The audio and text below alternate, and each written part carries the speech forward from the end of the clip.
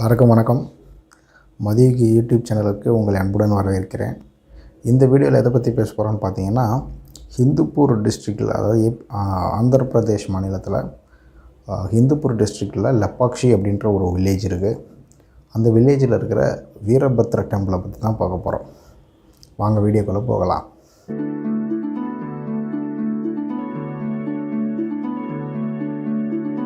கோயில் வந்து பார்த்திங்கன்னா, பிரதானமாக வீரபத்ர சுவாமி தான் மூலவராக இருக்கிறாங்க. இது ஒரு 500 ஆண்டுகளுக்கு முன்னாடி விஜயநகர பேரரசால் கட்டப்பட்டது அப்படிங்கிற ஒரு கருத்து நிலவுது. அந்த கோயிலில் சிறப்பு அம்சம் நீங்கள் நிறைய வாட்டி கேள்விப்பட்டிருப்பீங்க. ஒரு தூண் பார்த்திங்கன்னா தரையிலே படாமல் ஹேங்கிங்கில் இருக்குதுன்னு சொல்லிவிட்டு அந்த துணியெல்லாம் விட்டு பார்த்துருவீங்க யூடியூப்லலாம் நிறையா. ஆமாம், அங்கே ஒரு தூண் அந்த மாதிரி இருக்குது. அதுக்கான சயின்ஸ், பிஹைண்ட் த சயின்ஸுங்கிறதையும் நான் உங்களுக்கு சொல்கிறேன். இந்த வீடியோ ஸ்கிப் பண்ணாமல் பாருங்கள்.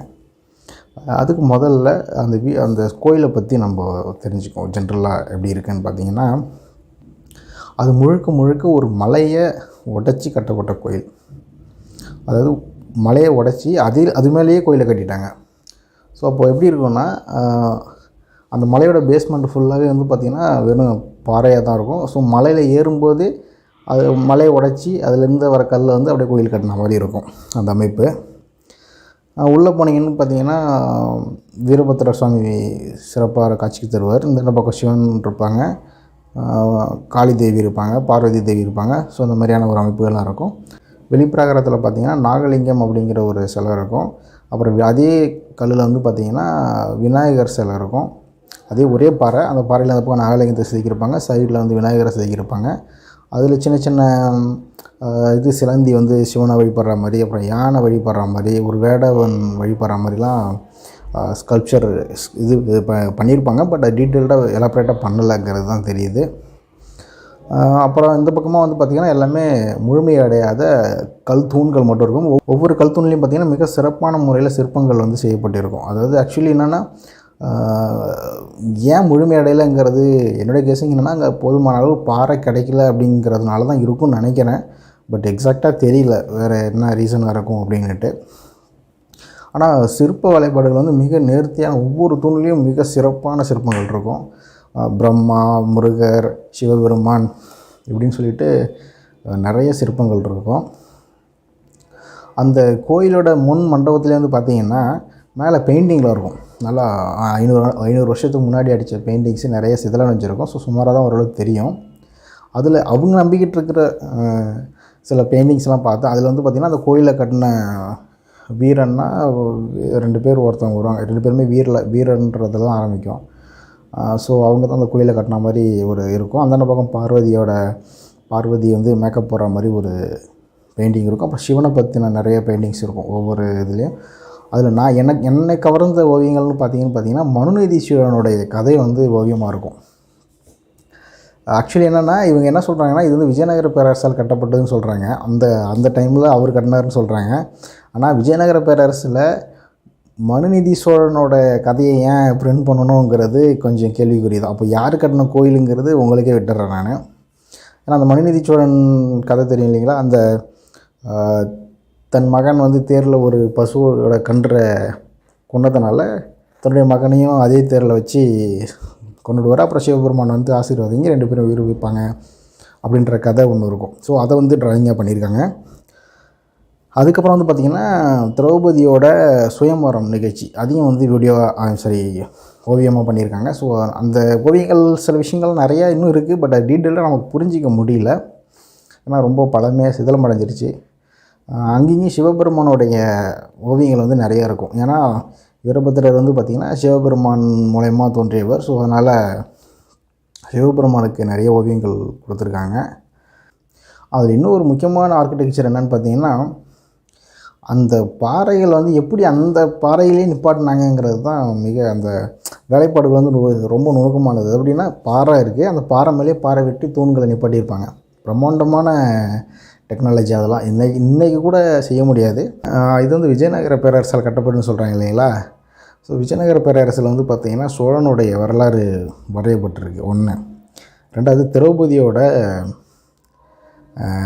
சுயம்வர நிகழ்வு எழுதப்பட்டிருக்கு. ஏன்னா திரௌபதினாலே உங்களுக்கு தெரியும், தமிழ்நாட்டைச் சேர்ந்த தமிழகத்துக்கும் மகாபாரதத்துக்கும் மிக நெருங்கிய சம்பந்தம் உண்டு. அது மட்டும் இல்லாமல் சோழனுடைய வரலாறு அங்கே வரையப்பட்டிருக்கு. எந்த நாட்டு, அதாவது மற்ற நாட்டு மன்னர் தன்னுடைய எதிரி நாடோ இல்லை அண்டை நாட்டோட புகழை ஓவியமாக பண்ணுவாங்களா அப்படின்னு பார்த்தீங்கன்னா கேள்விக்குறி தான். ஸோ இதெல்லாம் பார்க்கும்போது என்னுடைய அசம்ஷன் படி இது இது ஒரு தமிழ் சிற்றரசுகளாலோ இல்லை சோழர்களாலோ கட்டப்பட்ட கோயிலாக தான் இருக்கணும்னு நினைக்கிறேன். பட் கல்வெட்டுகள் அங்கே எதுவும் கிடைக்கல, கல்வெட்டு எதுவுமே கிடையாது. ஸோ எல்லாமே பிளைண்ட் ட்ராயிங் தான். ஸோ நல்ல வேலைப்பாடுகள் பண்ணியிருப்பாங்க. ஒவ்வொரு தூண்லேயும் ஒவ்வொரு விதமான கிரியேச்சர்ஸ் இருக்குது. அவ்வளோ அருமையாக என்ன சொல்கிறது, நமக்கு புரிய மாட்டேங்குது என்ன மாதிரியான டிசைனு. சில விஷயங்கள் ஏதோ கதை சொல்லுது, அந்த கதைகள் நமக்கு புரிய மாட்டேங்குது. ஃபார் எக்ஸாம்பிளுக்கு ஒரு இடத்துல பார்த்திங்கன்னா பன்றி இருக்கும். பன்றியை ஒரு கூட்டத்தை நோக்கி பாயும், அந்த மக்கள்லாம் பயந்து வர்ற மாதிரி இருக்கும். அடுத்த கிரியேச்சர் பார்த்திங்கன்னா பன்றியை தலைகீழாக கிடக்கும், அது வேட்டையாடி கட்டி போட்டு வச்சுருக்க மாதிரி இருக்கும். ஸோ விஜயநகர பேரரசு பன்றின்னு தெரியுது, பன்றியோட ரெப்ரசன்டேஷன் அவங்க. அடுத்த இதில் பன்றி விழுந்து கிடக்குது. அப்போ என்னென்னா விஜயநகர பேரரசு போர் தொடுத்து இல்லை சோழர்களால் தோல்வி அடைஞ்சாங்க அப்படிங்கிறத காட்டுதா என்னன்னு தெரியல. ஸோ என்னுடைய ஓவரால் லுக்கு பார்த்திங்கன்னா இது சோழர் காலத்து கோயில் அப்படிங்கிறது தான் எனக்கு தெளிவாக எனக்கு புரியுது. ஸோ உங்களுக்கு ஏதாச்சும் ஐடியாஸ் இருந்துச்சுன்னா சொல்லுங்கள். அந்த ரெண்டாவது அந்த சயின்ஸ் பிஹைண்ட் த ஹேங்கிங் தூண், ஆக்சுவலி என்னென்னா எல்லோரும் சொல்கிற மாதிரி அது கம்ப்ளீட்டாக ஹேங்கிங் ஆகலை. எப்படின்னா அந்த பேஸ்மெண்ட் பார்த்திங்கன்னா இப்படி லைட்டாக இருக்குது. அந்த கார்னரில் பார்த்திங்கன்னா கிரவுண்டை டச் பண்ணிட்டு தான் இருக்குது, லைட்டாக ஒரு லோடு இருக்குது அந்த இடத்த. பட் அடுத்த 3 பக்கமும் பார்த்திங்கன்னா கம்ப்ளீட்டாக லிஃப்ட் ஆகிடுச்சு. பட் நான் அதை நோட்டீஸ் பண்ண என்ன விஷயம்னு பார்த்திங்கன்னா, அந்த பர்டிகுலர் தூண் இருக்கிற ஒரு மண்டபம், அதாவது பார்த்திங்கன்னா அந்த தூணுக்கு இந்த பக்கம் ஒரு வரிசை தூண்கள் இருக்கும், இந்த பக்கம் வரிசை தூண்கள், இது சென்டர் ஆஃப் த வரிசையில் இருக்கும் அந்த ஒரு தூண். அதை டாப் சைடில் பார்த்திங்கன்னா இந்த 3 வரிசை இருக்குது பார்த்திங்கன்னா, அந்த 3 வரிசையில் பார்த்திங்கன்னா எல்லா தூணுமே டிஸ்டர்ப் ஆகிருக்கு. அதாவது என்னென்னு பார்த்திங்கன்னா, டிஸ்டர்ப் மீன்ஸ் என்னென்னா அதோடைய பொசிஷன்லேருந்து நவுந்துருக்கு. அப்போ மீனிங் என்னென்னா ஏதோ ஒரு காலகட்டத்தில் அந்த மண்டபம் டிஸ்டர்ப் ஆகிருக்கு. டிஸ்டர்ப் ஆகும்போது இப்படி சாயும்போது என்ன ஆகிடுச்சுன்னா, இப்படி இருக்கிற தூண் இப்படி சாயும்போது என்ன ஆகிடுனா இந்த ஆட்டோமேட்டிக்காக இந்த பக்கம் லிஃப்ட் ஆகும். ஒரு தூண் லிஃப்ட் ஆகுது பார்த்திங்கன்னா, அப்போ லிஃப்ட் ஆகும்போது அந்த இடத்துல கேப் உருவாகும். அப்போ ஒரு பாயிண்டில் மட்டும் அந்த லோடு இருக்கும். அந்த சென்டர் ஆஃப் த லோடு அந்த தூணோட அந்த பர்டிகுலர் பாயிண்டில் லோடு ஆனதுனால அந்த டிஸ்டர்பன்ஸ் அப்படியே ஸ்டேபிள் ஆகிடுச்சு. ஸோ ஆனால் அதனால் என்ன சொல்கிறாங்கன்னா, இப்போது சாரியை விட்டு பார்த்துட்டு கம்ப்ளீட்டாக அது ஹேங்கிங்கில் இருக்குங்கிறாங்க. ஹேங்கிங்கில் இல்லை, பக்கா லோடில் இருக்குது.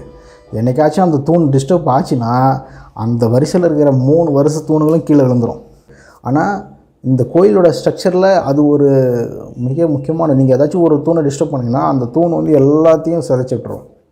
அதனால தான் கோயில் மண்டபங்களில் புரிஞ்சிக்க முடியாத டிசைன் அது. ஆக்சுவலி எப்படின்னா எல்லாத்தையும் லோடை பேலன்ஸ் பண்ணி வச்சுருப்பாங்க, ஒன் பை ஒன்னாக பேலன்ஸ் பண்ணிட்டு போயிருப்பாங்க. ஏதாச்சும் ஒரு தூணை எடுத்துக்கிட்டிங்கன்னா அது மொத்தமாக கொலாப்ஸ் ஆகிடும். எதோட லோடு எதில் இருக்குன்னே நமக்கு தெரியாது. ஸோ அந்த மாதிரியான டிசைனில் கட்டப்பட்ட கோயில் அது. ஸோ அதுவும் அந்த தூணும் பார்த்திங்கன்னா கம்ப்ளீட்டாக ஹேங்கிங் கிடையாது, ஒரு பாயிண்டில் லோடு இருக்குது. அந்த லோடு என்றைக்கு மிஸ் ஆகுதோ, என்றைக்கு அந்த தூணைக்குன்னு யாராச்சும் டிஸ்டர்ப் பண்ணிட்டாங்கன்னா கண்டிப்பாக மொத்த தூண்ஸும் கீழே எழுந்துடும். மற்றபடி நல்லா சுற்றி பார்க்க வேண்டிய ஒரு கோயில். ஆனால் எனக்கு தெரிஞ்சு இன்னொன்று என்னென்னா, தமிழ்நாட்டில் பார்த்திங்கன்னா வீரபத்திரரை குலதெய்வமாக கும்பிட்ற சில சமூகங்கள் இருக்காங்க.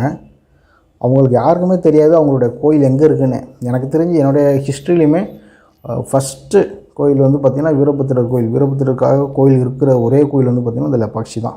ஏன்னா வேறு எங்கேயும் எனக்கு வீரபத்திரர் கோயில் இருக்கிற மாதிரி இதுவரைக்கும் என்னுடைய லைஃப்பில் நான் கேட்டதும் இல்லை, பார்த்ததும் சொல்ல. ஸோ யார் யாருக்கெல்லாம் வீரபத்திரர் குலதெய்வமோ மறக்காமல் லெப்பாக்ஷி அவரை வணங்கி அவருடைய அருள் பெறுக என்னுடைய வாழ்த்துக்கள்.